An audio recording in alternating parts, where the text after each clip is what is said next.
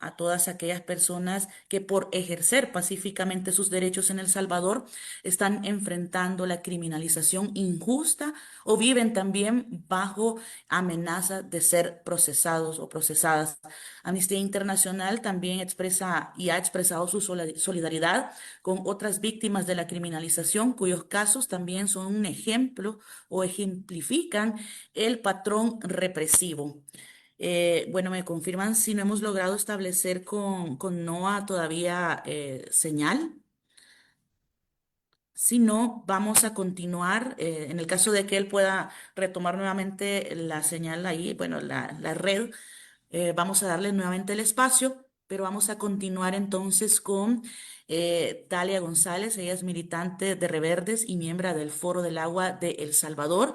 Con ella vamos a estar conociendo un poco sobre las consecuencias territoriales de la criminalización y el papel estratégico de la declaratoria de prisioneros de conciencia, como ya estamos por ahí, pues eh, retomando. Así que, Dalia, adelante.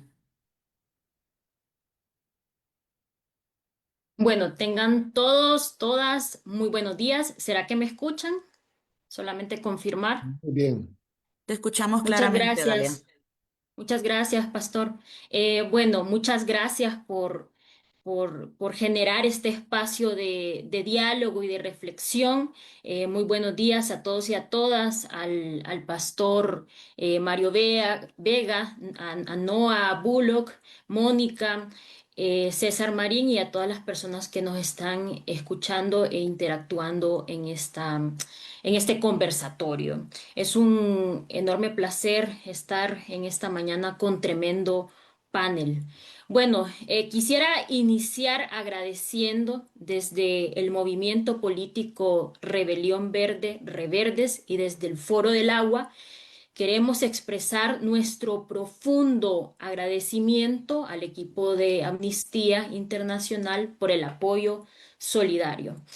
Sin duda, la declaratoria de prisioneros y prisioneras de conciencia es un paso estratégico, pues nos permite continuar denunciando, elevando la denuncia internacionalmente y activar alertas en otros organismos globales que se sumen pues a la exigencia de la pronta liberación de Alejandro Enríquez, José Ángel Pérez y Ruth López.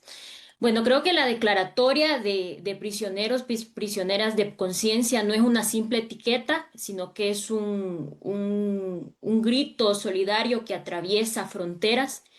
Y bueno, nuestra esperanza sin duda reside, está puesta en la solidaridad de personas y organizaciones hermanas, tanto nacionales como internacionales, que comparten esta lucha justa y digna. Bueno, como reverdes, junto a comunidades, iglesias, cooperativas y organizaciones aliadas, siempre hemos reafirmado, reiterado esta consigna tan importante: la tierra no se vende, se cuida y se defiende. Y estas palabras no son un simple lema o no son una simple consigna.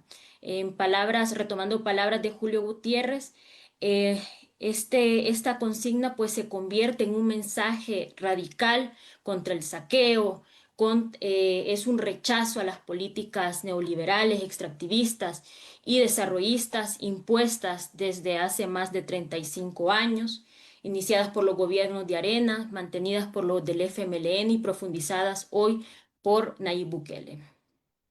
Esta consigna que reiteramos tanto es además una negación contundente a concebir la tierra como mercancía. Sabemos que para la oligarquía y para Nayib Bukele, la tierra es un activo inmobiliario cuyo valor se reduce al precio de mercado. Pero para nosotros y para nosotras, en cambio, su valor nace de una relación material y afectiva, vinculado a un medio de sustento básico, de supervivencia y de vida. Por eso reiteramos tanto que la lucha por la tierra es la lucha por la vida, es la lucha por ese sustento elemental. Em, y bueno, solamente el que comprenda esto sabe que la lucha por la tierra no se va a detener. Y bueno, lo que han hecho Alejandro Enríquez, José Ángel Pérez y Ruth López es defender este derecho tan elemental, el derecho a la vida, a que la gente coma, a que la gente tenga un techo, a la que la gente tenga pan en su casa, a que la gente tenga los medios de subsistencia más básicos, más elementales. Y bueno, Alejandro Enríquez es un compañero que yo lo conocí más o menos en 2018, cuando yo era representante estudiantil en la UCA y él ya era uno de los voceros del Foro del Agua. Y en ese momento articulamos para las marchas por el derecho humano al agua en ese momento. Alejandro es un abogado graduado de la UCA, con una maestría en Derechos Humanos por la Universidad de San Luis Potosí, en México. Incluso su tema de tesis tiene una mención honorífica, pero lo más importante es que Alejandro es una persona profundamente comprometida con las causas justas del pueblo, con las comunidades, y que injustamente ha sido detenido el 13 de mayo por su participación en una vigilia totalmente pacífica contra pues un proceso de despojo de tierra. Y bueno, también el pastor José Ángel Pérez, eh, un jornalero, presidente de la cooperativa El Bosque, que fue detenido el 12 de mayo y que ha sido un pastor fiel a su llamado, que anima a las iglesias de los pobres a luchar por la justicia y defender la casa común, que es el mismo camino que nos ha enseñado pues el Papa Francisco en su encíclica Laudato Si. Y bueno, la compañera Ruth López, también abogada, muy reconocida, jefa de la Unidad de Anticorrupción y Justicia de Cristosal, y que bueno, en 2024 también fue destacada por la BBC como una de las 100 mujeres más influyentes del mundo, y que ha sido de esas voces más críticas, que han sido esas personas que han alzado la voz contra la corrupción. Y bueno, yo creo que también, sin duda, estos regímenes autocráticos, hoy en ascenso en el mundo, como los de Nayib Bukele, no únicamente hacen una ruptura con la democracia liberal como la conocemos, sino que también estos regímenes autocráticos buscan agudizar un proceso de despojo, generar una ganancia infinita en un mundo finito que está al borde de irse al colapso, que está al borde de la crisis civilizatoria.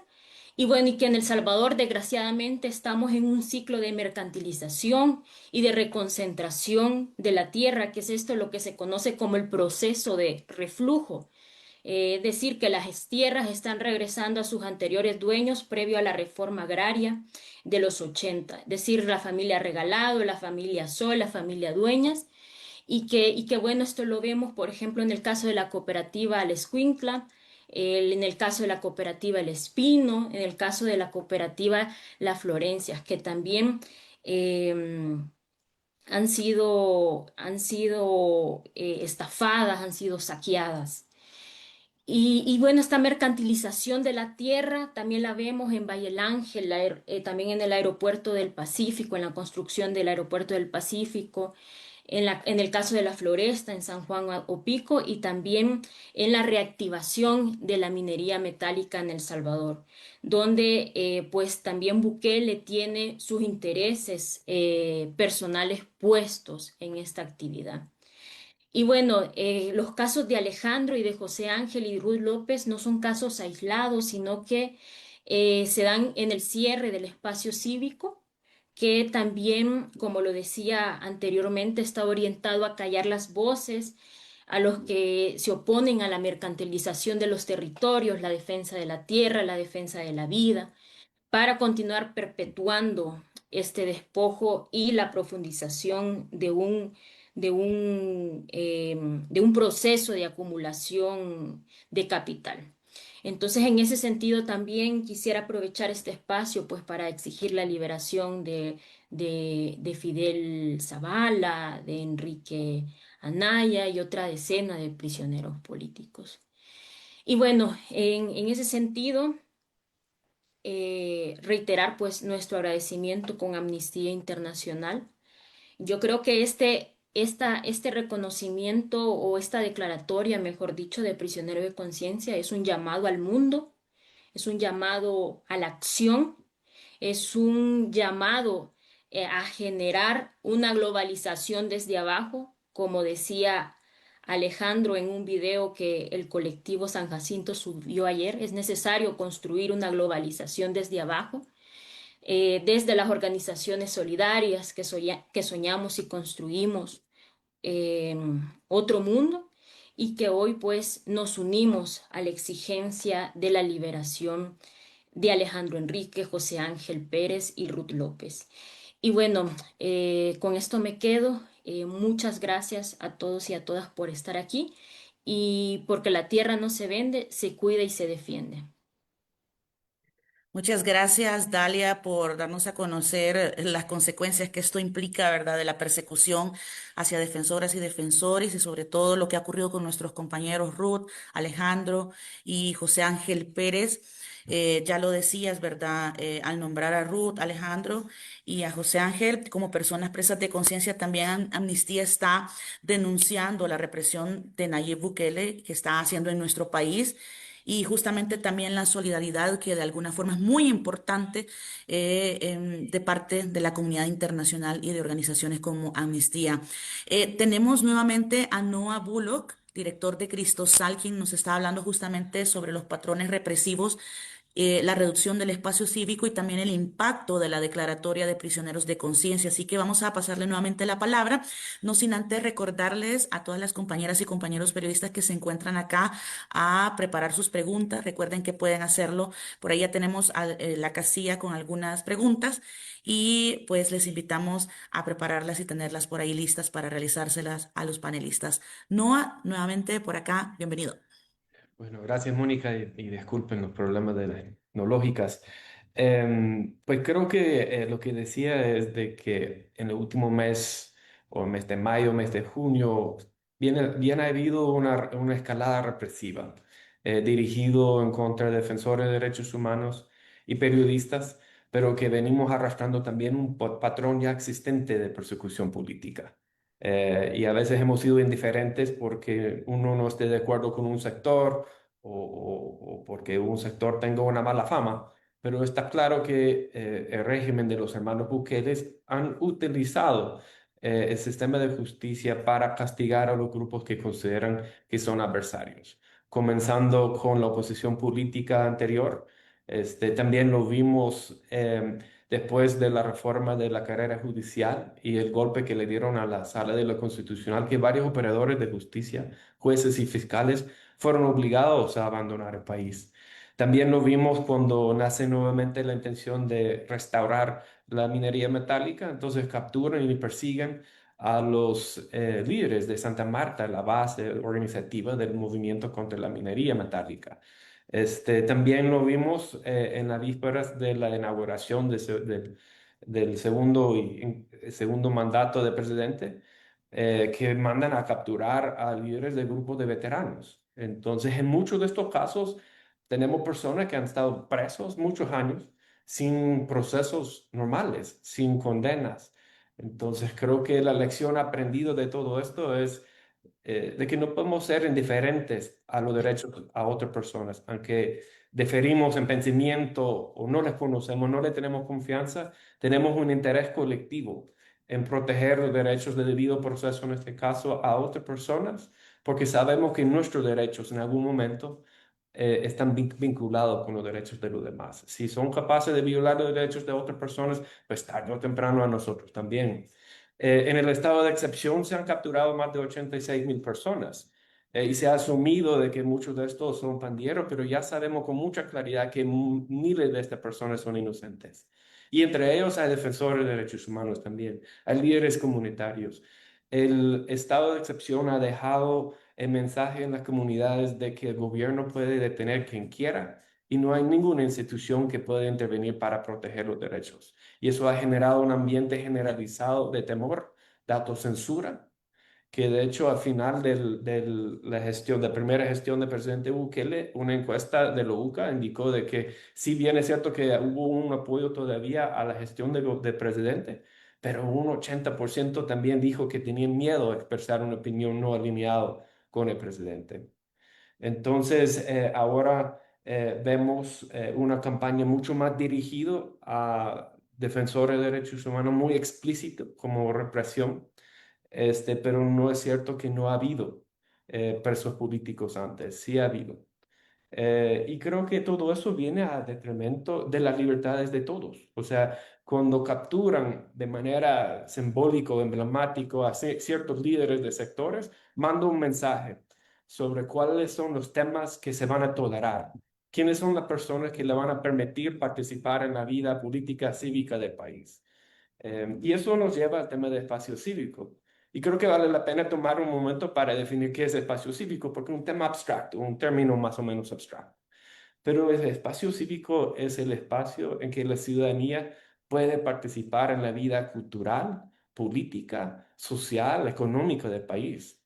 Es un espacio donde la ciudadanía ejerce sus libertades. Y sobre este espacio debería haber muy pocos límites. Obviamente, conductas ilícitas, pues no. Pero en el espacio cívico también se vuelve muy importante en la historia la capacidad de la ciudadanía de ejercer derechos en colectivo. Los derechos humanos no se defienden solos. Entonces ahí nace el derecho a la libertad de asociación, el derecho de organizarse para cualquier tema. O sea, y no importa que el presidente le guste ese tema o no. Si a vos te gusta tamales y quieres organizar un grupo para promover el consumo de tamales, aunque al presidente no le guste los tamales, pues tenés tu derecho de hacer. Y lo que vemos ahora, o más bien históricamente vemos que la ciudadanía, la población en El Salvador ha tenido que organizarse para satisfacer muchas necesidades no atendidas por el Estado. O sea, El Salvador tiene una historia muy grande de organización para defender derechos en colectivo, para satisfacer las necesidades más importantes, como en el caso de la cooperativa El Bosque, la necesidad de la tierra, a la vivienda. Este, pero también vemos que esto incomoda cuando el gobierno no controla todos los temas y intereses en el país. Ahora vemos que se siente incómodo. Y en el caso de muy reciente, vemos de que incluso con la ley de agentes extranjeros se han creado un marco jurídico precisamente para controlar el espacio cívico, para determinar cuáles son las actividades que se van a permitir y cuáles son las actividades que le va a prohibir. Y en el ley de agentes extranjeros lo deja bien ambiguo, bien mucha discreción al Ejecutivo para decidir cuáles son las actividades y los temas, las causas que le va a permitir a la ciudadanía participar y organizarse para incidir y cuáles no. Y creo que también las capturas combinado con la ley manda mensajes muy claros de que ya no hay este espacio cívico libre de participar de manera no alineado con el presidente o en temas no sancionados por el gobierno. De hecho, en una comunidad, una reunión comunitaria, una vez una señora me dijo, mira, en este contexto, todo que no es para el presidente lo entiende como que es en contra. Entonces, creo que con esa lógica buscan controlar las actividades de la ciudadanía.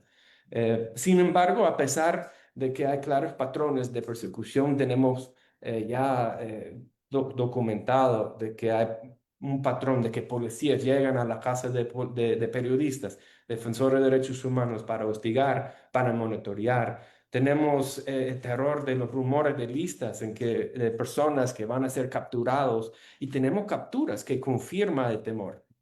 Pero sin embargo también hay personas y grupos que siguen y persisten en el espacio cívico. Y creo que esto demuestra de que es falso la narrativa de que las organizaciones manipulan a la gente, que los derechos humanos son agendas ajenas de otros, de una agenda globalista. No es cierto. El tema de derechos humanos, la defensa de derechos humanos es propio de las personas, de las comunidades y sus luchas históricas.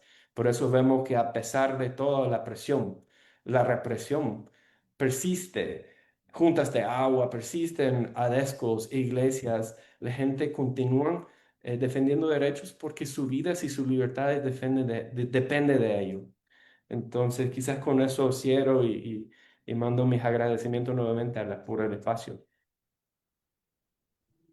Noa, muchas gracias por su intervención, justamente que explica los patrones represivos que estamos viviendo en El Salvador y concuerda justamente con lo que dice Amnistía, ¿no? Estas detenciones no son hechos aislados, forman parte de un patrón sistemático de criminalización que busca silenciar a quienes denuncian abusos, exigen justicia y también demandan transparencia de la gestión pública. Esto también lo recalcó mucho Agnes Callamard, secretaria general de Amnistía Internacional. Y me gustaba mucho esto de la explicación que usted hacía del espacio cívico, donde es un espacio donde la ciudadanía puede ejercer sus libertades para la defensa de los derechos y no debe de ser un espacio que deba limitarse, ¿verdad? También mencionaba que las capturas envían un mensaje claro de que ya no existe este espacio cívico y esta es la situación más grave, pero hay que destacar que hay grupos y organizaciones que siguen registrando los casos y siguen denunciando en medio de este contexto. Gracias, Noah, y vamos a dar paso entonces en este momento al pastor Mario Vega, líder de la misión cristiana Elim. Vamos a hablar sobre la fe y derechos humanos, el llamado de las iglesias a defender la tierra, el agua y la dignidad. Bienvenido, pastor. Muchas gracias, Mónica, y gracias también por la invitación que me han hecho para participar de este espacio. Bueno, creo que se ha insistido bastante en el tema del control de las actividades ciudadanas y pues se ha mencionado la reducción del espacio público, pero también la desaparición del mismo. Eso creo que es una realidad, como bien lo ha presentado Dalia y Noah. Y a eso yo quiero añadir de que no solamente es un control de las actividades, sino que ahora de la conciencia misma de las personas.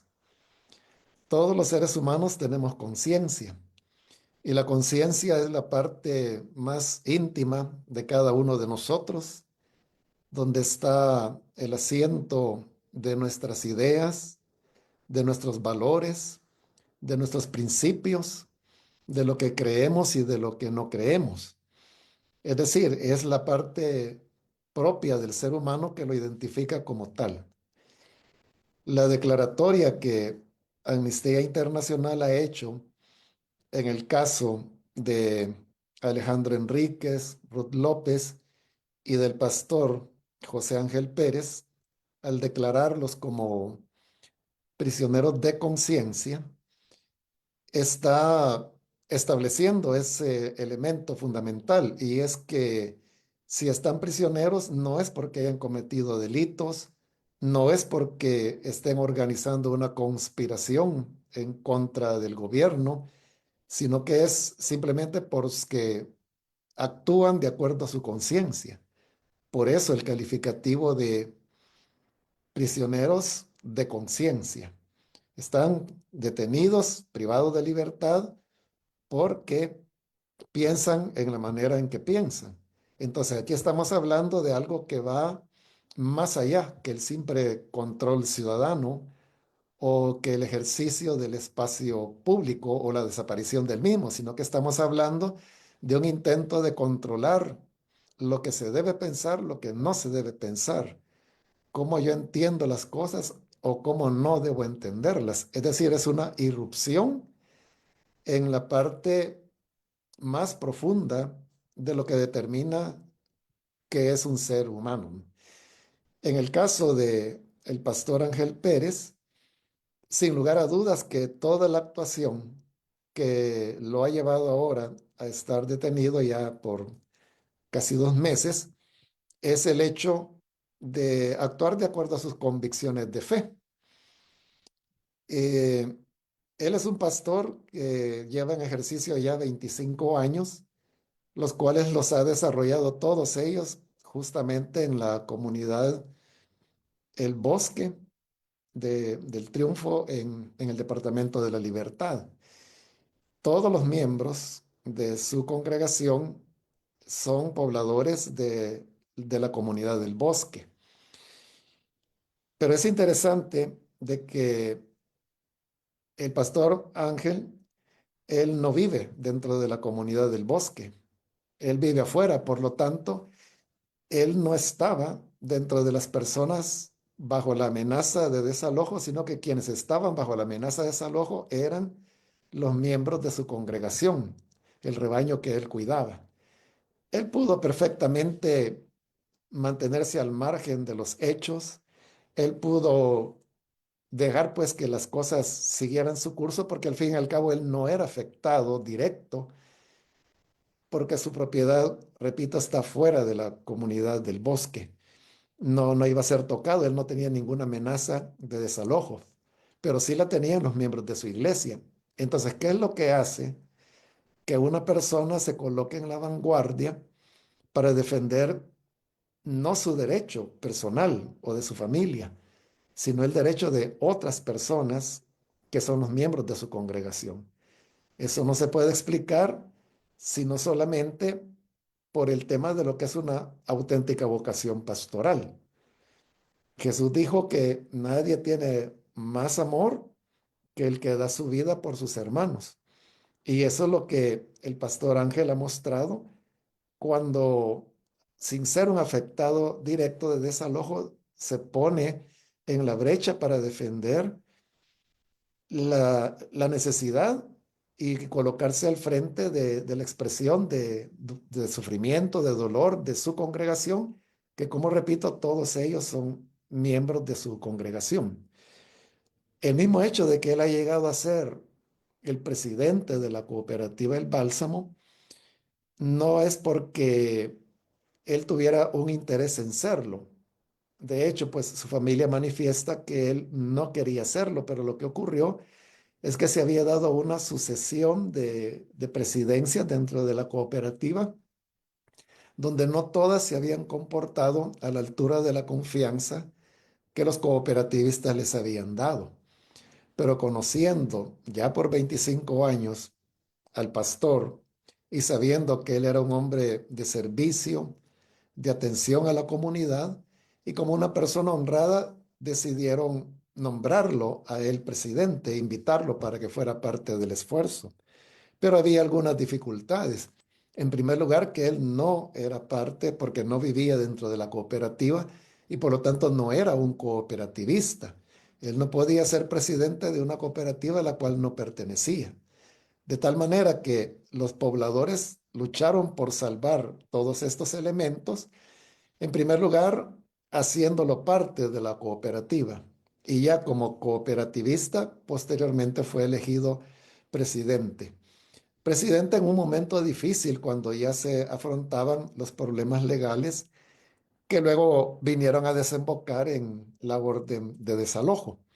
Y esta orden de desalojo que fue emitida 2 semanas antes de su ejecución, les dejaba un espacio de maniobra muy pequeño.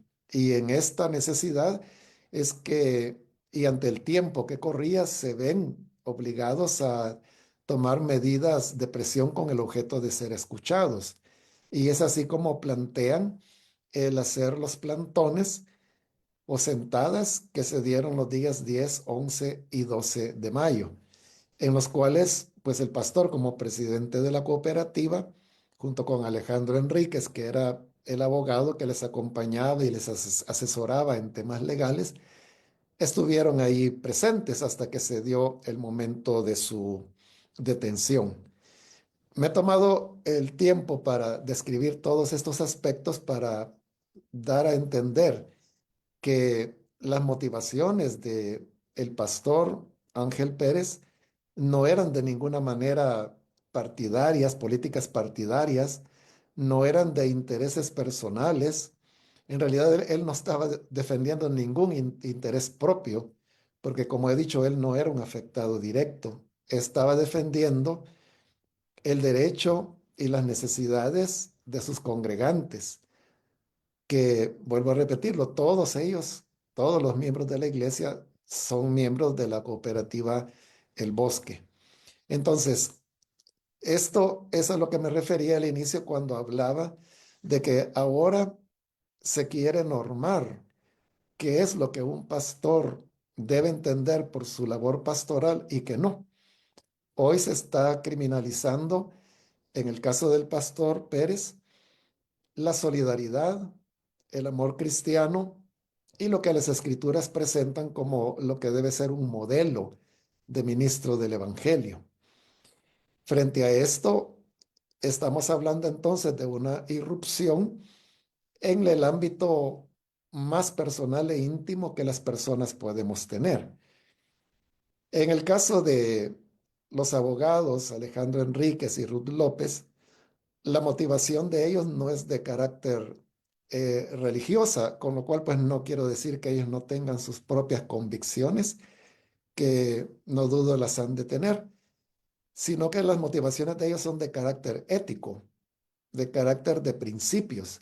Entonces nuevamente volvemos al tema de lo que es la conciencia humana. A través de ellos, el mensaje que se quiere enviar es de que entonces ya las personas no pueden ni deben actuar de acuerdo a sus convicciones éticas o de principios, sino que deben hacerlo de acuerdo a lo que el régimen establece que se puede o que no se puede. Desde ese punto de vista, yo creo que la designación de Amnistía Internacional de las tres personas mencionadas como prisioneros de conciencia es más que acertada, porque tipifica exactamente frente a qué nos encontramos y eso da una amplia base para poder acceder a otras instancias, tanto nacionales como internacionales, con el objeto de visibilizar lo que está ocurriendo en nuestro país.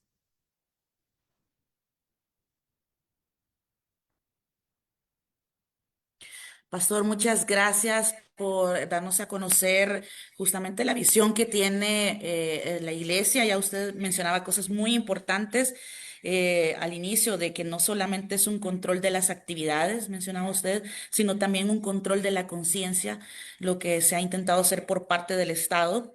Si están prisioneros también no es porque hayan cometido algún delito, ¿verdad? Sino porque actúan de acuerdo a su conciencia. Y también es importante destacar la labor del pastor Ángel Pérez porque sus motivaciones, ya usted lo explicaba y lo dejaba muy claro, no son de intereses propios ni políticos partidarios, sino de un interés genuino por la comunidad. Pastor, muchas gracias por darnos a conocer su visión. Y bueno, vamos a pasar a el momento de las preguntas y las respuestas. Ya tenemos algunas preguntas por ahí y animamos e incentivamos a las compañeras y compañeros a pues retomar también sus preguntas en el cuadrito que tenemos por ahí abajito, cerca de compartir, para que puedan hacerlo. Ya tenemos una pregunta por ahí y bueno, nos hacen de forma general Elena de Chávez, entendería yo. ¿Qué pasa con el caso de Enrique Anaya? ¿Él podría ser parte o considerado como ejemplo de este tipo de presos? Pregunta por ahí. Y también de una sola vez voy a mencionar lo que dice por acá, no alcanzo a ver su nombre, pero dice, permítanme que se me mueve esto por acá. Ah, el ataque a personas defensoras de derechos humanos es una escalada en la dinámica represiva que vive El Salvador. Es atacar el corazón, el alma del sistema de promoción y defensa de derechos humanos. ¿Por qué se ataca a los defensores y defensoras? Porque hoy dice, porque hoy por hoy es el único contrapeso al poder, este poder que mata. Creo que es José Lazo, no sé si por ahí ese es el nombre. Tengo una pregunta más de Edgardo García. ¿Cuál es la situación de salud de todos ellos? Tenemos tres intervenciones por el momento. Voy a ir revisando las demás. La primera, ¿qué pasa con el caso de Enrique Anaya? Él podría ser parte o considerado como ejemplo de este tipo de presos. ¿Por qué se ataca a los defensores y defensoras? Porque son el único contrapeso que tenemos hoy. ¿Y cuál es la situación de salud de todos ellos? No sé, ¿quién quiere iniciar con las respuestas por ahí? Puede ser de parte de Nova, por ahí. Ahí vamos. Mónica, está bien. Me gusta la pregunta sobre Enrique porque creo que todos tenemos una responsabilidad también con él. Forma parte de ese grupo y forma parte de las personas que han sufrido las consecuencias de esa escalada represiva. Y yo pienso mucho en las palabras que dio Enrique en los días antes de su captura. En un programa de la televisión dijo que yo tengo miedo criticar, y escribió una columna contundente en defensa a, la, al- a Ruth. Y él criticaba abiertamente, públicamente, el actuar de la fiscalía, las ilegalidades, las irregularidades que nos demuestran que no son causas legítimas, sino que son procesos con el objetivo de perseguir y castigar a voces incómodas. Entonces, Enrique forma parte para mí de ese grupo. Tenemos la responsabilidad con él de mantenerlo ahí. Yo también cuando pienso en estas palabras, de que ya desde hace rato creo que todos hemos tenido miedo a hablar.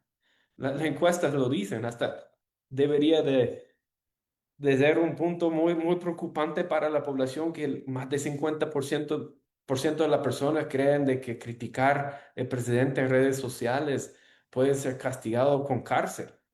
Pero la conducta del gobierno en estos días demuestra que es cierto. Entonces veo en el chat también personas que dicen que yo ni pertenezco a una organización, pero tengo miedo, pánico. O sea, ya está restando la credibilidad a las instituciones y los funcionarios en su vocación de servicio público cuando la población cree que están cooptadas en función de los intereses de un grupo de poder. Entonces es preocupante esa situación. Creo que seguimos levantando las voces a pesar del miedo, porque esperamos un futuro en que nuestros hijos, mis hijos, pueden disentir ante una crisis moral como la que está pasando ahora en El Salvador. Como decía, las torturas, las detenciones arbitrarias, la corrupción, los muertes en custodio del Estado. Son cosas de que las personas deberían de denunciar sin correr el riesgo de decidir entre la cárcel o el exilio. Entonces creo que Enrique es un testimonio a esa realidad, ¿verdad? Ese temor y estas consecuencias que ahora hay para disentir. Y creo que el comentario sobre por qué atacan a defensores de derechos humanos también es una pregunta que yo me he hecho durante estos días, porque en El Salvador, pues y en el trabajo de Cristosal, por ejemplo, tenemos más de 10 años de estar acompañando a las víctimas de la violencia de las pandillas. O sea, hay violencias, han habido atrocidades que han sufrido la población durante mucho tiempo. No hay una violencia peor que otros, pero cuando atacan a personas por su conciencia, por su identidad, surte un efecto general, de criminalizar pensamiento, de criminalizar, la participación ciudadana. Entonces, es precisamente esa es la razón que el gobierno decide atacar a personas que son símbolos de ciertas luchas para derechos humanos, que son símbolos de valores que no alinean con ellos. Y eso genera un impacto en toda la población. Y por eso Amnistía crea esas figuras de nombrar personas, como presos de conciencia, porque son personas cuyo castigo surte un efecto general en toda la población y en todo el mundo. Por eso vemos la lucha para defender derechos humanos no aislado a una persona. Defendemos los derechos porque los derechos de los demás afectan a los derechos míos. Gracias, Noah. No sé si continuamos con las preguntas o alguien más quiere agregar a esto. Faltaba la parte de la condición de salud de de la compañera y los compañeros. No sé si alguien de ustedes tendrá información al respecto también sobre esto, o si Dalia o el pastor Mario Vega quieren agregar también a lo que manifiesta Noah. Sí, con relación al tema de la salud en el caso particular del pastor Ángel, no lo sabemos porque no hay absolutamente ninguna comunicación. La única vez que se pudo tener contacto con él fue durante la audiencia preliminar. Nosotros no tenemos una constancia absoluta, ni siquiera de dónde él se encuentra detenido. Se ha filtrado ahí algo sobre el penal de Mariona, pero un elemento oficial que nos diga que él se encuentra ahí no lo tenemos y consecuentemente tampoco sabemos nada de su estado de salud. No hay forma de saberlo. Eso es con relación al pastor Ángel. Con relación a Ruth y a Alejandro, no sé si alguien pudiera comentar algo más sobre ese tema. Gracias, Sí, gracias, pastor. Adelante, Dalia. disculpen. Sí, con relación a Alejandro Enríquez, pues es básicamente la misma situación que el pastor José Ángel Pérez. Em, Hasta el momento la familia, los abogados no han tenido comunicación, supuestamente, como bien decía el pastor Mario Vega, supuestamente se encuentran en Mariona. Y bueno, creo que también es importante mencionar que aquí, bueno, se hizo público hace unos días la Cámara de lo Penal rechazó la medida sustitutiva a la detención provisional, ¿no? Entonces, eso reconfirmó pues la detención provisional tanto de Alejandro como de don José Ángel. Pero hace poco también, el mismo día incluso, nos notificó el juzgado de instrucción, que yo creo que ahí como que están jugando un poco al policía bueno, al policía malo, ¿no? Porque lo que ha dicho el juzgado de instrucción, bueno, el auto de inicio de instrucción, que esta etapa de investigación van a ser 3 meses, no 6 meses, porque la fiscalía estaba solicitando 6 meses, pero el juzgado dijo que es suficiente con 3 meses. Hasta el momento esperamos que el juzgado haga bien su trabajo, ¿no? En el auto lo que le dijo a Fiscalía es que las diligencias de investigación tienen que estárselas notificando, comunicando al juzgado, entonces eso está bien. Entonces esperamos que el juzgado de instrucción haga un mejor trabajo y bueno, y que la audiencia que va a ser en septiembre, pues ya nuestros compañeros recuperen su liberación, su libertad. Gracias, Dalia. Voy a seguir porque tenemos bastantes preguntas y también entiendo que César quiere dar respuesta a algunas. Voy a leer tres más. Igual cualquier cosa pueden también irnos recordando. Nos decía Elena de Chávez, entendía yo, los mensajes a la población que está prestando atención son de sometimiento. Yo no pertenezco a ninguna organización y estoy en pánico porque desconfío de todos representantes de la institución pública, o todas, ¿verdad?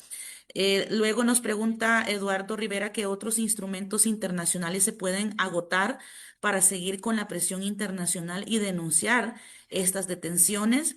También Fátima Ortiz, saludos a Fátima, ¿qué otros recursos legales internacionales quedan sobre estos casos? Es una pregunta similar. Hay otras preguntas referidas a las medidas de seguridad, por ejemplo, de Sandra Portillo, se pueden tomar, ¿qué medidas de seguridad se pueden tomar para el cuidado de los colectivos integrados por jóvenes, considerando la situación que se está viviendo? Luego, para el pastor Mario Vega, hay una pregunta concreta de Andrea Arias. Dice, ¿cómo ve la próxima audiencia del 16 de septiembre? ¿Qué resultados se podrían obtener? ¿Y cómo la iglesia reaccionaría ante esta situación? Luego también dicen, ¿es vinculante la declaratoria de amnistía? ¿Tiene esperanza los defensores de que puedan ser liberados? Pregunta Magdalena Cortés. Yolanda Magaña también dice, ¿dónde se encuentran recluidos todos ellos? Han sido trasladados, están recibiendo visitas de sus familiares y abogados, creo que era parte de lo que ustedes respondían.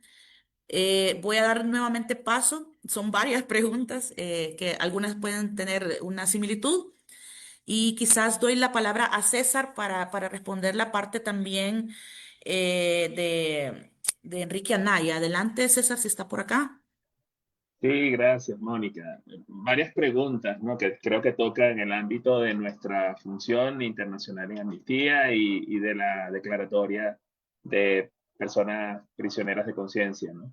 Eh, Importantísimo es resaltar un punto que estaba comentando al inicio. Esto apenas es una herramienta que hace que llamemos la atención sobre las circunstancias específicas que se están viviendo en El Salvador en este momento, un contexto bien complejo a nivel de derechos humanos, que tiene ya varios años gestándose y materializándose, y que evidentemente una de las expresiones es la de la puesta en prisión de varias personas que le resultan incómodas a las autoridades, ¿no? Esta declaración no es limitada a estas tres personas, en el sentido en que también aprovechamos con esta declaración de extender la preocupación sobre decenas de otras personas detenidas en El Salvador y expresamos toda nuestra solidaridad con todas ellas, ¿no?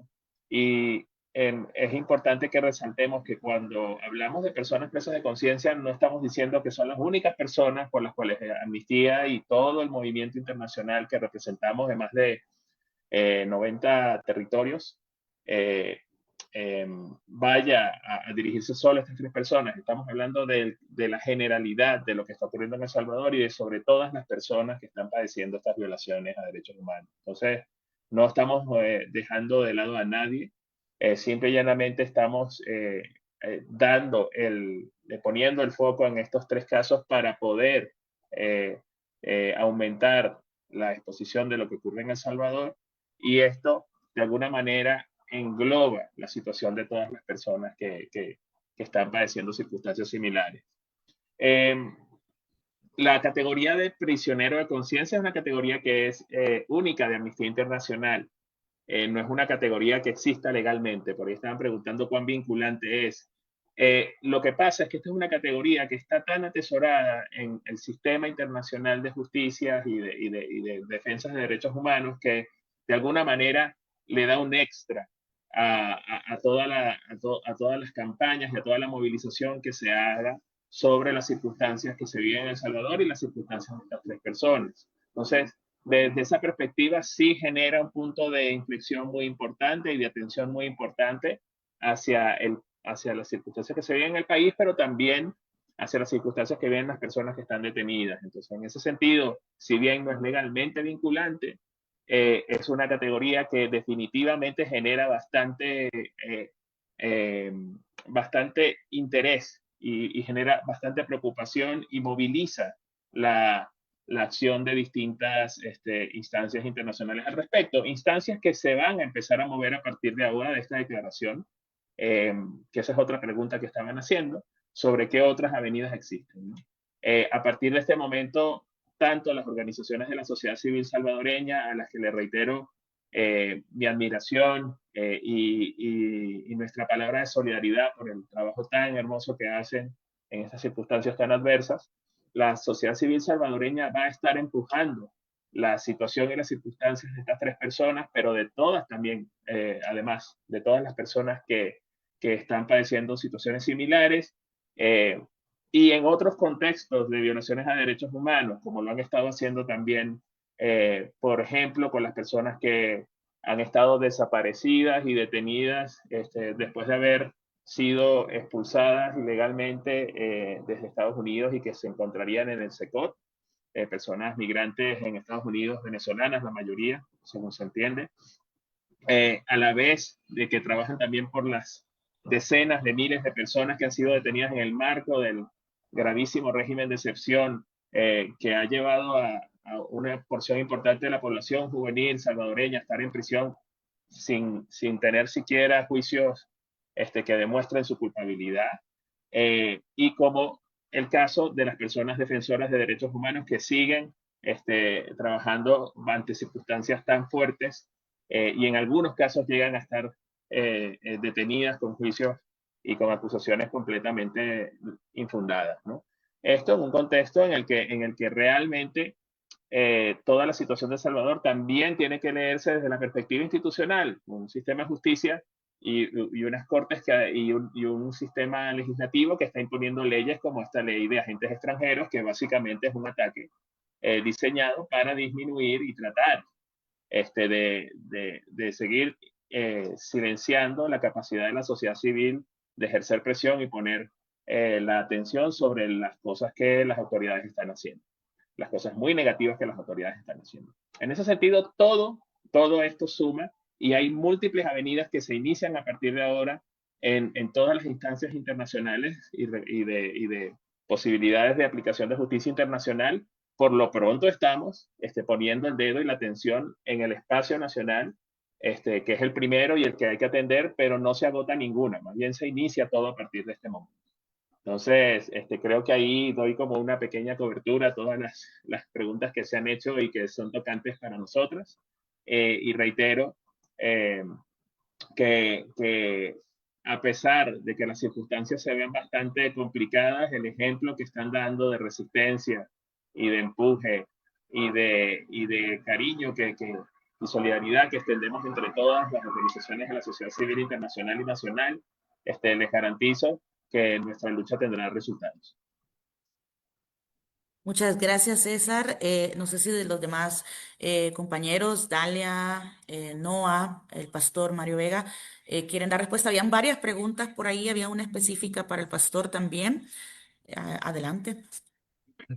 Sí, gracias. La pregunta era formulada por Andrea y ella preguntaba sobre cuál es la expectativa nuestra para la audiencia de septiembre y que cómo las iglesias van a reaccionar. Yo debo decir que no todas las iglesias o evangélicos son como el pastor Ángel, sino que muchos de ellos han mostrado complacencia o por lo menos han desviado la mirada de la situación que se ha estado viviendo.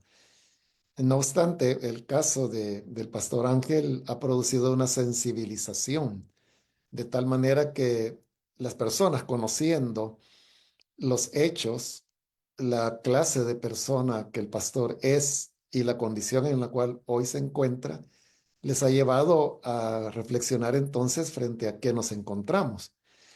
De tal manera que acercándonos a la fecha de septiembre, claro, uno tiene la esperanza de que haya una resolución que sea de sobreseimiento, pero de no ser así, yo creo que continuaría esa erosión de la confianza que en general los evangélicos han tenido en el actual gobierno ante hechos que son claramente injustos.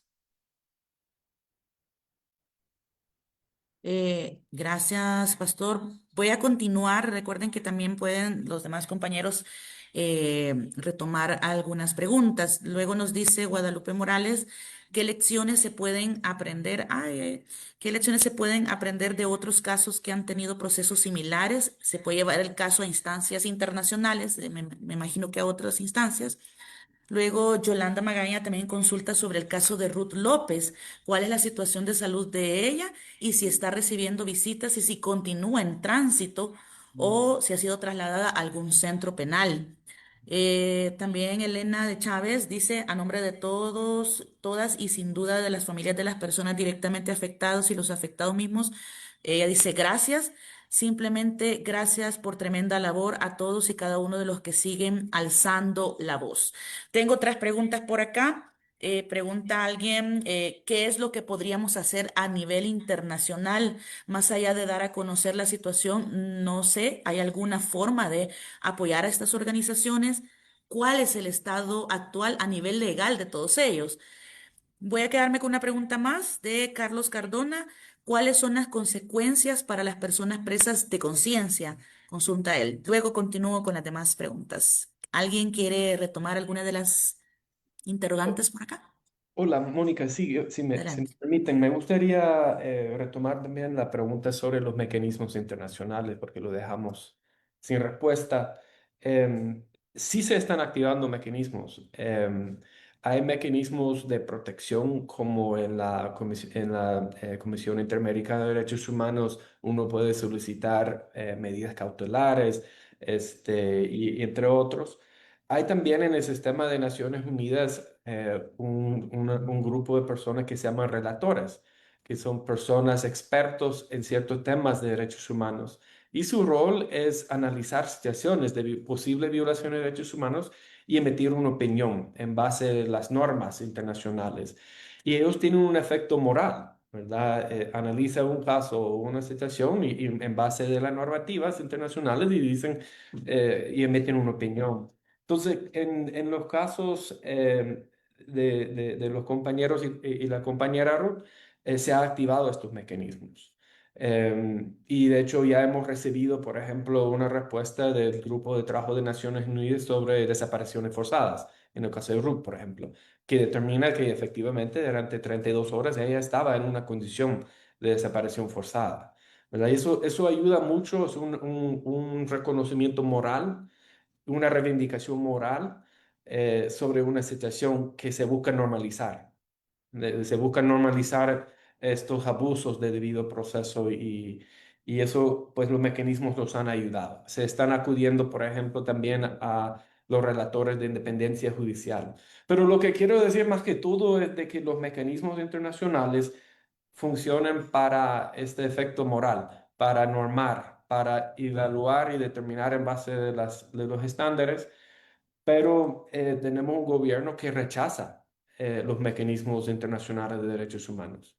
Es muy interesante, se van a los espacios, por ejemplo, de la CEDH y se defienden con mucho vigor también en Naciones Unidas, pero públicamente dicen de que esto es una injerencia, los derechos humanos son recetas fracasadas, dicen. Entonces, no creo que podemos esperar que los mecanismos internacionales resuelvan la situación de nuestros presos políticos.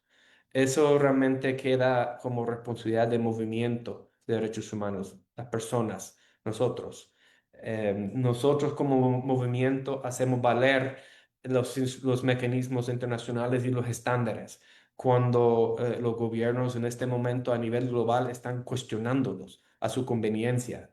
Entonces creo que ese es un tema no únicamente nacional, pero vinculante con un movimiento global. En este momento es necesario unirnos para defender precisamente y hacer valer los estándares de derechos humanos y las obligaciones que tienen los estados.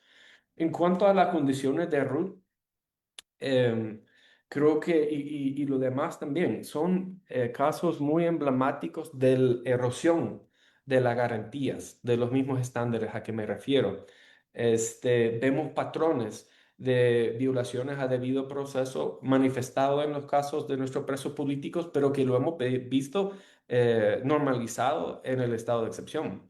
Un mecanismo que fue planteado como para dar seguridad a la población ante grupos supuestamente terroristas o de pandillas. Entonces, ¿cuáles son los patrones que vemos que inciden en las condiciones del encarcelamiento? Uno es esa norma nueva que detener primero y luego investigar. Vemos en el caso de Ruth, pues primero le acusa de un delito, luego a la última hora la modifican, no tienen un caso investigado previamente. Sin embargo, detienen y luego ven cómo se hacen para criminalizar. Ese es el mismo que vimos en el estado de excepción. Hemos analizado miles de casos y no son detenciones legales, no son de detenciones que obedecen a investigaciones previas o órdenes judiciales. Se actúa de manera arbitraria. Luego también el tema de desapariciones. Eso de detener a la persona, cortar su vínculo con la familia y sus defensores, esa es una violación de derechos, pero es una norma, es común. Es un efecto, y surte un efecto de terror en las personas porque están vinculados con sus sistemas de apoyo, lo exponen a vulnerabilidades de abuso en su detención y también para las familias. El otro que vemos también es la falta de acceso a acudir a la protección judicial. Es decir, de que cuando una persona tiene una condición médica en una etapa preliminar no debería de ser detenido y se acuda a una instancia para pedir medidas alternativas. Y en casi automático estas medidas están rechazadas. Las personas no tienen esa posibilidad de acudir a la protección judicial independiente porque ya no hay. Y eso es no solo para la gente en estado de excepción, ahora es para cualquiera que es detenido por el Estado. Y el otro patrón que veo es la reserva. Se declaran casi en automática la reserva de los casos. En el caso de Ruth, ella pidió un juicio público. Es un derecho. De hecho, la reserva es algo que puede solicitar el acusado, pero si no desea esto, quiere que su juicio sea público, pues debería de prevalecer ese deseo, ¿no? Y ese derecho. Entonces, son los patrones que vemos afectando a la salud, a las condiciones físicas, emocionales de la persona y erosionan los mecanismos de protección ante abusos como torturas y maltratos. Creo que hicieron con esto, hay dos temas que hablamos sin definirlo a veces, como el tema de un Estado de Derecho y el tema de debido proceso. Y porque son temas abstractos, a veces somos indiferentes ante ellos hasta que lo necesitamos. Pero un Estado de Derecho significa de que somos iguales ante la ley y que la situación de nuestros derechos y libertad obedece no a criterios de personas, sino criterios legales. Y ahora estamos ante un estado de hombre, en que quienes determinan nuestros derechos y quienes determinan nuestras libertades es una persona. Y luego el debido proceso significa de que en casos iguales hay un trato igual ante un sistema de justicia. Y eso vemos claramente mutado, manipulado ahora. Que cuando se quiere emitir un castigo, se instrumentaliza el sistema de justicia precisamente para esos fines. Y entonces creo que es importante que tengamos esa conciencia de lo que se ha perdido. No es que las personas de estado de excepción detenidos, no es los políticos de pasado que han perdido ese derecho. Toda la sociedad ahora está sufriendo una pérdida de derechos fundamentales. Gracias, Noah. Voy a continuar con algunas de las preguntas. Solo no olvidar la parte de las medidas de seguridad que se pueden tomar para el cuidado de los colectivos integrados por jóvenes. Tenemos algunos comentarios que también nos dice Kerlin Belloso, gracias a todos y a todas que desde sus diferentes espacios luchan por defender los derechos humanos. Al pastor Mario Vega, a quien admiro mucho por su postura tan acertada en estos tiempos. También Andrea Arias dice, gracias a Amnistía Internacional por el apoyo y poner los ojos en El Salvador. Seguiremos exigiendo la libertad para nuestros compañeros. La tierra no se vende, se cuida y se defiende. Lourdes Palacios dice, desde COFAPES transmitimos nuestra solidaridad a las familias de Alejandro, Ruth y Don Ángel. Desde 2021 acompañamos las luchas por la libertad de los presos políticos y en estos casos específicos estamos con ustedes. Alto a la judicialización de la política en El Salvador, nos dice Lourdes por ahí. Tengo otras preguntas en la caja de preguntas, valga la redundancia. Dice Moisés A. Rivera, para el pastor Mario Vega. ¿Por qué otras congregaciones de iglesias evangélicas que tienen detenidos a pastores no se pronuncian o denuncian estos hechos? Para Cristosal también dice, ¿qué acciones se deben desarrollar para seguir con el tema de la denuncia de derechos humanos? Y para Reverdes, ¿qué medidas de seguridad se deben tomar o que deben tomar las organizaciones juveniles que hacen incidencia en temas medioambientales? Nuevamente tenemos el tema de las juventudes por ahí. Carlos Cardona dice, la represión política, la intolerancia religiosa y el activismo y disidencia realmente serían las causas de detención para las personas presas de conciencia. Es una pregunta que hace Carlos Cardona, que podría ser también ahí respondida por Amnistía. Iliana Gutiérrez, ¿quién acompaña a los familiares de personas detenidas por el régimen? ¿Cómo catalizar todo este descontento siliente, dice? Si estamos reprimidos para organizarnos, ¿cómo hacer? Porque pues sí se reprime, ¿verdad? ¿Cuál es el mecanismo de lucha?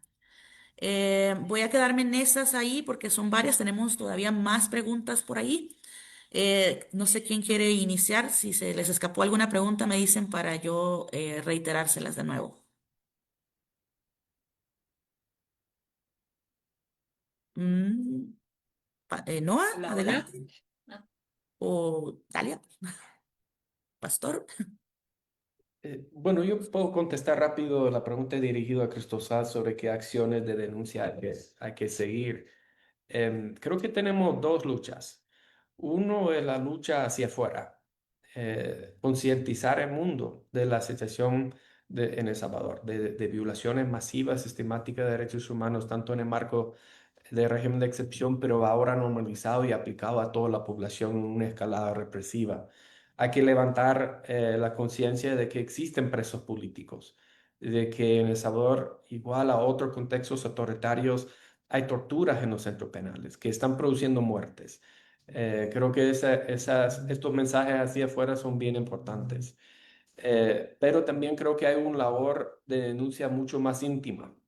Está claro de que, digamos, en los espacios de la casa, en los espacios sociales, incluso la persona se limita a hablar de cosas. Se limita a compartir lo que el Pastor Vega habla de nuestra conciencia, nuestra convicción. Y creo que es tiempo ya romper esta autocensura, sobre todo en los espacios íntimos de la casa, entre amistades, de poder decir, mire, yo estoy preocupado, yo no estoy de acuerdo. Yo puedo estar de acuerdo en ciertas cosas, pero en esto no. Y creo que necesitamos abrir ese diálogo muy íntimo. A nivel de comunidad, de familia, de amistades, creo que es necesario, sin exponernos en las redes sociales si quiere, pero de poder decir y expresar nuestros valores. Creo que es un espacio de lucha importante y ha sido congelado durante mucho tiempo ya. Entonces, eso sería como mi respuesta de las acciones de denuncia. Y hay que acompañar a las personas que ya están sufriendo los costos de la represión y acompañar y nunca renunciar nuestro acompañamiento a los presos políticos. Gracias, Noah. Bueno, también César, por ahí había una pregunta, por si también usted quiere responder sobre el tema de la detención de las causas, y concretamente eran estas, ¿verdad? Y no sé si también quiere agregar otros puntos, que se me esconde por ahí usted, por eso no lo había Pero retomado. entendía que Dalia tenía algo que decir, así que vaya ya primero, Perfecto. que yo estoy hablando mucho. Adelante. Ah, Dalia. muchas gracias. Bueno, sí, siguiendo la línea que ya Noa mencionaba respecto a las instancias internacionales, creo que como Reverdes, como Foro del Agua, pues tenemos un diálogo amplio, rico con diferentes organizaciones, funcionarios internacionales. Por ejemplo, hemos sostenido reuniones con la Comisión Interamericana de Derechos Humanos. Incluso ya hubo un pronunciamiento en el caso de Ruth, en el caso de Alejandro y José Ángel. Incluso es importante mencionar que esta semana, justo ayer, no, el martes, justo el martes, el relator de la ONU sobre sobre los derechos humanos al agua y el saneamiento, Pedro Arrojo, ya emitió un pronunciamiento, al igual que lo hizo hace unas semanas la relatora sobre las personas defensoras de derechos humanos. Entonces, de esa manera hemos ido sumando voces solidarias, y creo que, bueno, la declaratoria de amnistía pues también nos ayuda a seguir impulsando la denuncia a nivel internacional e ir pues tocando otras puertas, otras relatorías, la Corte Interamericana, entre otras instancias y también organizaciones solidarias. Bueno, y en cuanto, digamos, la posibilidad o en cuanto sí, a la posibilidad de que nuestros compañeros recuperen su libertad, pues sin duda no nos vamos a cansar de continuar exigiendo la liberación de nuestros compañeros. Estamos seguras de que sí o sí van a recuperar esa libertad lo más pronto posible. Y, y bueno, yo creo que en este sentido también la cooperativa El Bosque nos dio una lección muy importante. La cooperativa El Bosque se organizó ella sola, salió, pues cuando lo vimos en el Redondel Las Palmas, pues haciéndole una petición al presidente Bukele. Entonces, creo que también toda esa presión comunitaria, social, mediática, pues hizo que la cooperativa lograra un alto al desalojo de sus tierras. Entonces, creo que ahí tenemos una lección muy clara. Entonces, tenemos que continuar en ese sentido, continuar articulándonos, continuar haciendo la denuncia pública, movilizando las redes sociales, platicando con otra gente, etcétera. Entonces, yo creo que sí hay esperanza y pues la esperanza, como lo decía al principio, está puesta en la solidaridad y entre más sumemos, pues más pronto vamos a recuperar la libertad de nuestros compañeros. Y bueno, en cuanto a las medidas de seguridad, yo creo que ahorita lo más importante también es que nos encontremos discutiendo, nos encontremos analizando colectivamente posturas, es decir, no actuar de manera, digamos, individual, sino que yo creo que también es importante reunirnos con otra gente, reunirnos con otras organizaciones y ver colectivamente cómo estamos pensando las cosas, cómo articulamos una postura.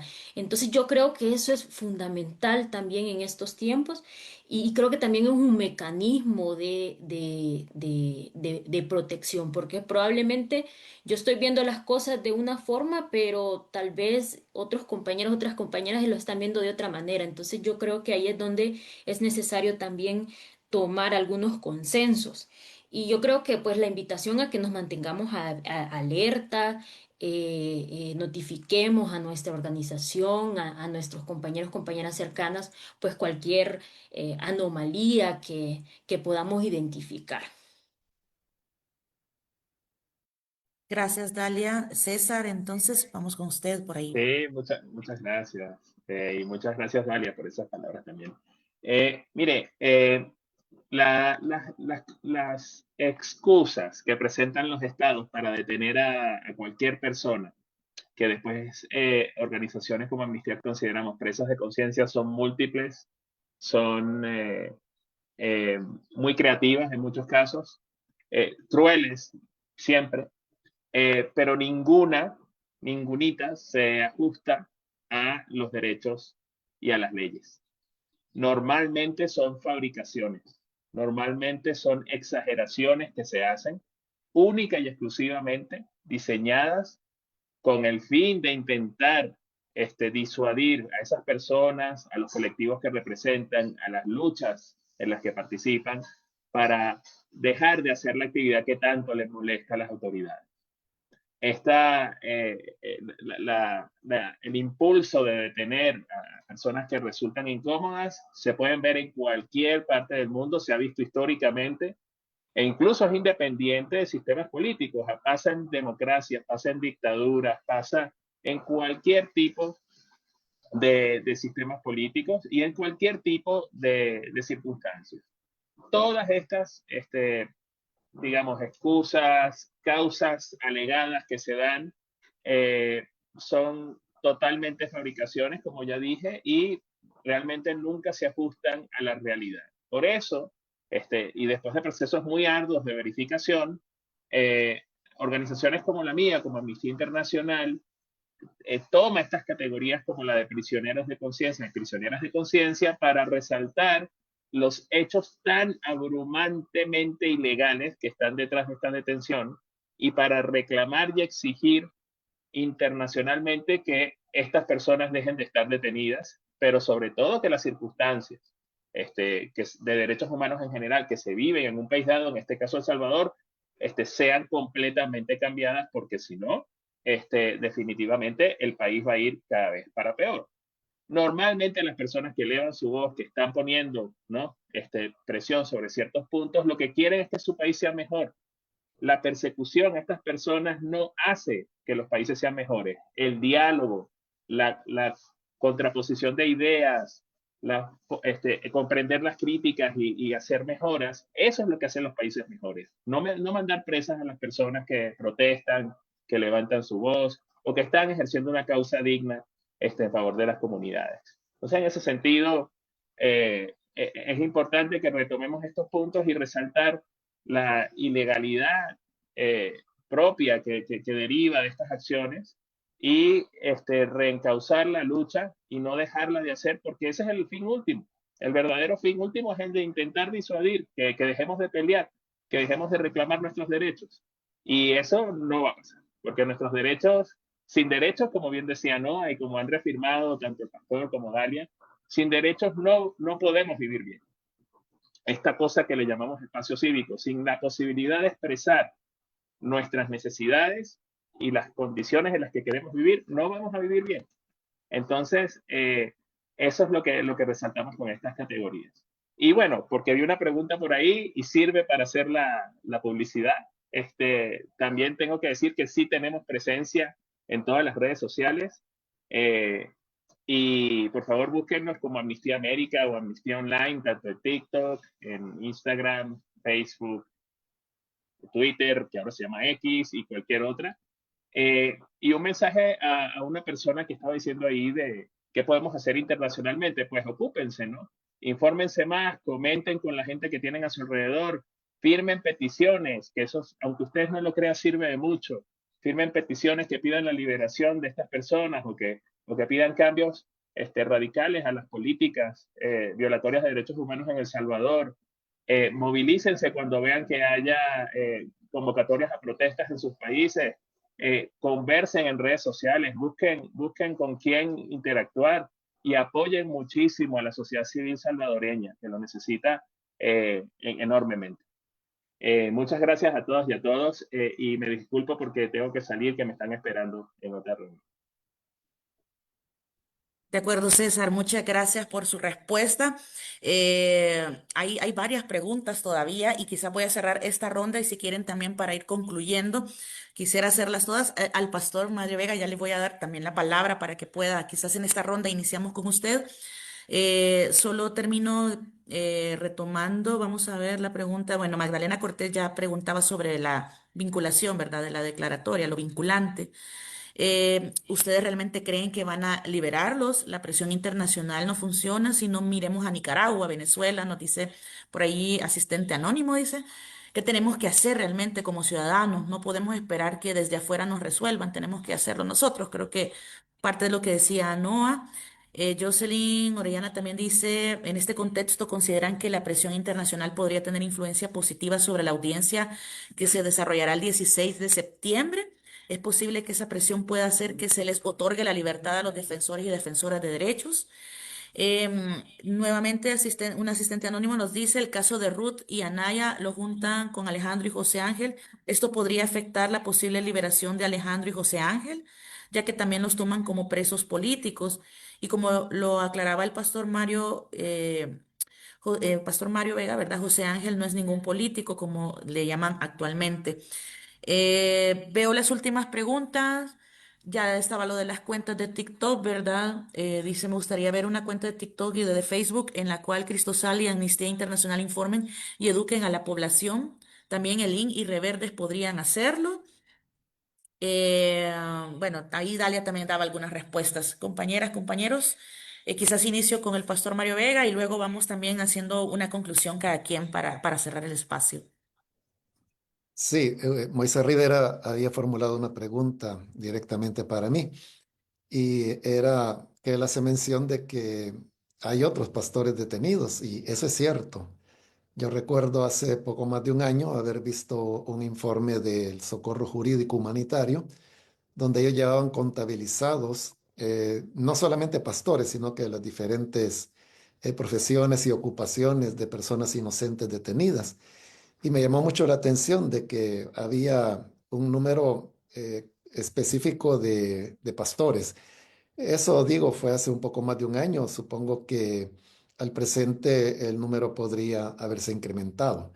Y la pregunta de Moisés era, ¿por qué las iglesias no dicen nada? Las iglesias a las cuales estos pastores cuidaban. Yo creo que dos razones. Una es el temor, el cual pues ya se ha mencionado en este foro. Y el otro es una cuestión de concepción teológica, porque muchas iglesias tienen una teología que enseña la separación del alma del cuerpo, del cielo, de la tierra, de la persona con relación a los demás. Y esto hace que se cree una forma de cristianismo espiritualista, diría yo, en el cual lo importante es el alma, pero divorciado del cuerpo de las personas, ¿no? Entonces se necesita una reorientación pastoral y de enseñanza. Es una reorientación teológica para poder tener la integralidad del Evangelio de Jesús. Gracias, pastor. Dalia, Noah.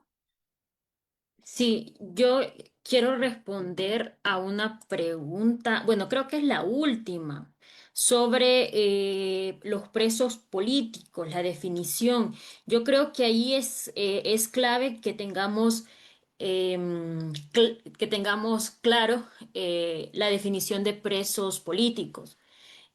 Bueno, aquí he encontrado una definición. Dice, se considera prisión política cuando la detención ocurre como represalia a las libertades fundamentales de las personas, la libertad de pensamiento, conciencia, religión, expresión e información, reunión o asociación. Dice también cuando la detención corresponde solo a motivos políticos sin que haya conexión con un delito ya definido, o si la detención o sus condiciones son desproporcionadas con relación al delito acusado. También se considera como preso político o política si la persona es detenida de manera discriminatoria en comparación con otras personas. Y si la detención es el resultado de procedimientos claramente injustos que podrían estar relacionados a los motivos políticos de las autoridades. Esta es la definición de presos políticos. Entonces yo creo que en ese sentido, pues, sin duda, los casos tanto de Enrique Anaya como de don José Ángel, como de Alejandro, como de Ruth, pues entran en esta definición de presos políticos porque el requerimiento fiscal no está fundamentado, digamos, ni da señales, digamos, de un fundamento jurídico o verídico, entonces que únicamente se basa en especulaciones, en mentiras, etcétera. Entonces no hay caso legal en estos casos de los compañeros y compañeras. Entonces es claramente un preso o una presa política. Entonces, yo creo que no tanto nos referimos acá a que preso político sea alguien, digamos, un político partidario, sino que la definición, pues, es muchísimo más amplia, ¿no? Entonces, es más que todo esa prisión que es injusta, pues arbitraria, es ilegal, inconstitucional. Entonces, únicamente eso. Y bueno, ya para concluir, muchas gracias, Mónica, también a Noa, a Mario, Pastor Mario Vega y pues también a César por, por este panel y a todas las personas que nos han estado escuchando e interactuando. Y bueno, seguimos en la lucha firmemente porque la tierra no se vende, se cuida y se defiende. Gracias, Dalia. Noah. Pues agradecer nuevamente a mis colegas aquí de panel y Amnistía por la declaración de presos de conciencia. Creo que igual la captura de nuestros compañeros y compañeras confirma un sentir que hemos tenido desde hace mucho, de alguna manera pensar diferente es considerado un delito, un acto de conspiración o algo en contra, cuando en realidad es un derecho, ¿verdad? Y ahora vemos que ejercer ese derecho es castigado y preocupa mucho. Yo, en lo personal, yo siento la privación de libertad en todo momento de Ru. O sea, su privación de libertad es algo que no logro separarme de ello.